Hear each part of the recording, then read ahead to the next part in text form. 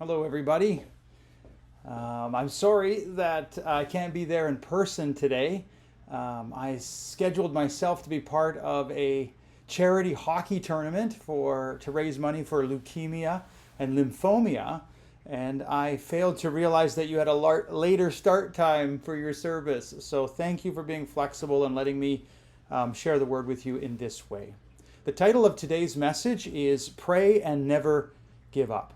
And so the first question that I have to ask is, what does injustice mean? Some of you might be thinking, well, it means something that happens that shouldn't, or something that's not right, or something that's not fair. Something is not as it should be. And of course, we've all had injustices happen to us, right?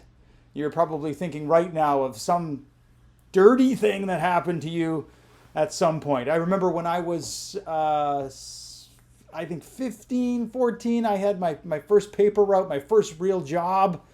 And I saved up money and I got this bike. I walked into the Hudson's Bay Company and I picked up this bike, this yellow and black bike, and I called it Old Yeller, and it was my bike. I rode it everywhere. And then one day when I was working at a gas station, these two guys came up and one of them distracted me. Well, the other one came around and I didn't have my bike locked up, but I had it in like the kiosk where the guys worked. And he snuck in there and grabbed my bike and took off with it. And oh, the injustice of it, right? I was so upset. What do you do when injustice happens? Maybe like you have a sick kid or something and you're like, oh, why is this happening? Kids should be running and playing and here they are sick. And what are some of our common responses to injustice?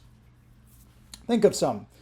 What do we do? Get mad, get angry. Sometimes we might want to pray. Sometimes we get bitter. Sometimes we get jaded. Sometimes we want revenge. We have all of these emotions that overtake us when we are faced with injustice. And so what do we do? Well, Jesus tells us a story to help us see how a Christian should respond to injustice. What's the plan if you or someone you love is faced with injustice? We find the answer in Luke chapter 18 and verse 1. One day, Jesus told his disciples a story to show that they should always pray and never give up. Pray and never give up. Now we go on with the story. There was a judge in a certain city, he said, who neither feared God nor cared about people. So if we have a judge who neither fears God or cares about people, how would we describe that judge? What comes to your mind right away? Just say it out loud. Yeah, the first word that came to my mind is dirtball. This judge is a dirtball. A widow of that city came to him repeatedly saying, "Give me justice in this dispute with my enemy." What do we know about widows in that first century? What are some things that we know about widows? I wish I could hear you, but I can't. What are some things that we know? Well, we know about widows is that they would have probably been penniless and very helpless in that society, right? It was a patriarchal society. If you're alone as a woman, you don't have much. You don't have many rights. You don't have much wealth, and you're pretty helpless. And so the judge ignores her for a while, but finally he said to himself, I don't fear God or care about people, but this woman is driving me crazy. I'm going to see that she gets justice because she's wearing me out with her constant requests. Then the Lord said, learn a lesson from the unjust judge. Even he rendered a just decision in the end.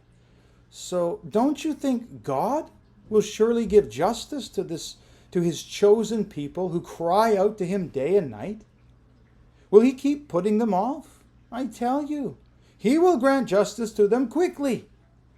But when the Son of Man returns, how many will he find on the earth who have faith? So using our imagination, let's make up the story of what the injustice might have been. What happened? What happened to this widow? Any ideas? Again, I can't hear your wonderful ideas. Some ideas might be like, maybe some guy swindled the widow out of her last bit of money.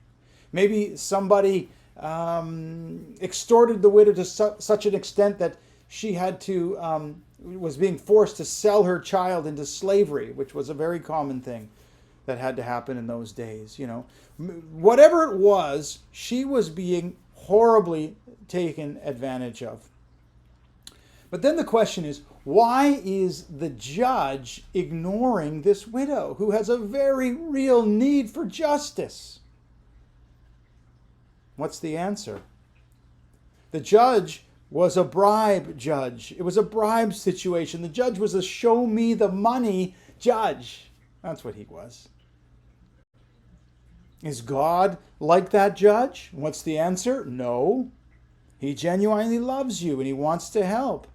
So if the dirtball judge will eventually come around to help out the person in need of justice, what are the chances of a loving God helping you out when you need it most? And what's the answer? Right? Chances are pretty good that the loving God will help you. And that's kind of the idea of this parable. But what's the problem? The verse says this, I tell you, he will grant justice to them quickly. But here's the question.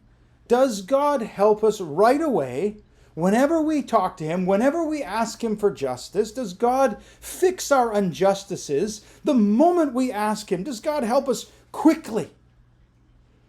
And what's the answer?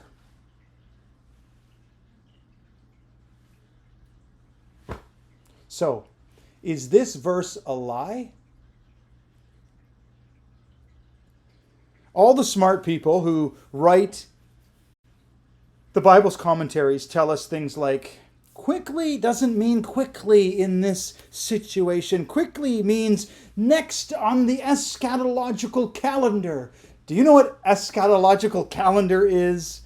It's a big word that means in the end of time. God will make all things right. God in his time, which is not our time, at the end of the eschatological calendar will make all things right. Justice will be served in the end.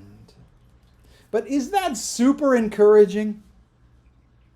I need help now, not 2,000 years from now. This parable at this point, I think, is in danger of collapsing in on itself. The dirtball judge is better than God. And Jesus knows this is tricky, and so that's why he says this. But when the Son of Man returns, how many will he find on the earth who have faith? Many people are going to stop praying and just give up, right? Now, I've given up a few times myself, to be honest. So what does prayer do then? If quick fixes to injustice aren't what happens, then what is the point of prayer? And I think to illustrate this, I'm going to have my son come in and help me on this one. All right, here's my son. Big strapping. How old are you now? 14. 14 years old. He's got some muscles. He's strong. Okay, put those hands out. Okay, so we're going to illustrate what prayer does here.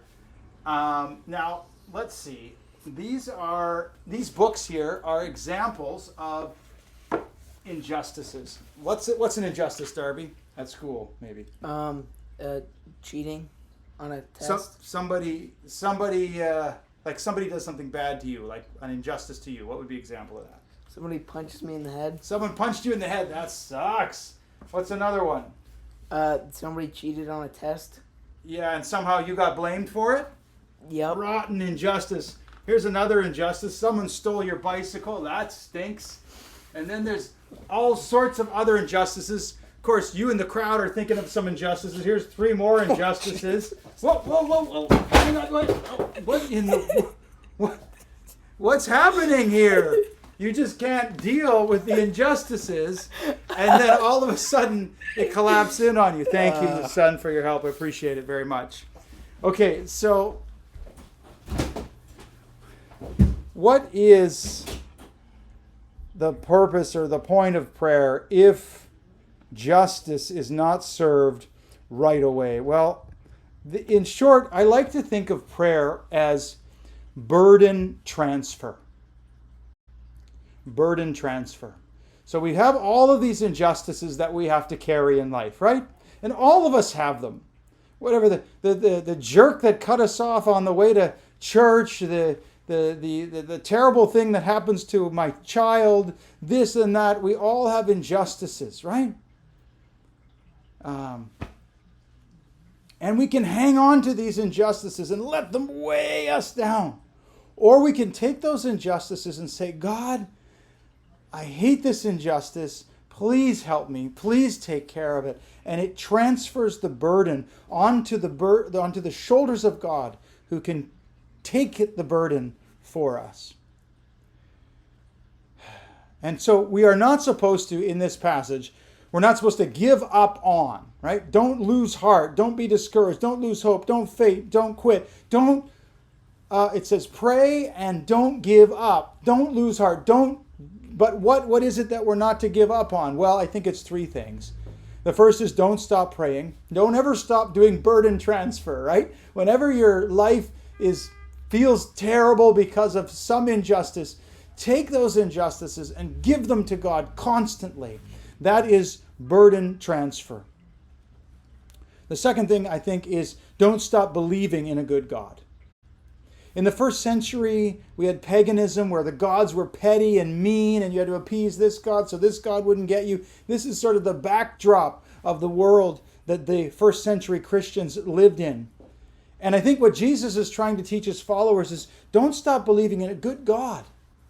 There is a good God out there. Don't stop believing in that, and don't stop transferring your burdens to him.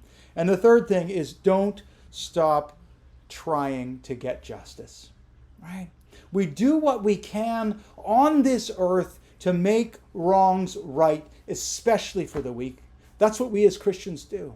And so when Jesus says pray and don't give up, I think the don't give up part is him saying don't stop praying, don't stop believing in a good God, and don't stop trying to get justice, especially for the weak. What can you do? What can I do to try to bring justice to those who need it in our city, maybe in your church, in your circle of friends? What can you do? Now, look, the other option is simply to do this. Stop praying. Hold on to your own burdens. See how that works for you. Stop believing it's just me in a cruel world. That's the reality of life. Or stop trying. Become like the corrupt judge and don't care about anyone but yourself. Just stop trying, right? And that is what a lot of us have done. We've stopped praying, we've stopped believing, and we've stopped trying. And where does it get us? Does it get us happiness? Does it get us purpose? Does it get us meaning? No, it doesn't. And so Jesus is asking the question at the end, how many when I return will still be hanging on? I hope I'm counted among the ones that hang on, and I hope you are too. Don't stop praying. Don't stop believing in a good God, and don't stop trying to get justice. Amen.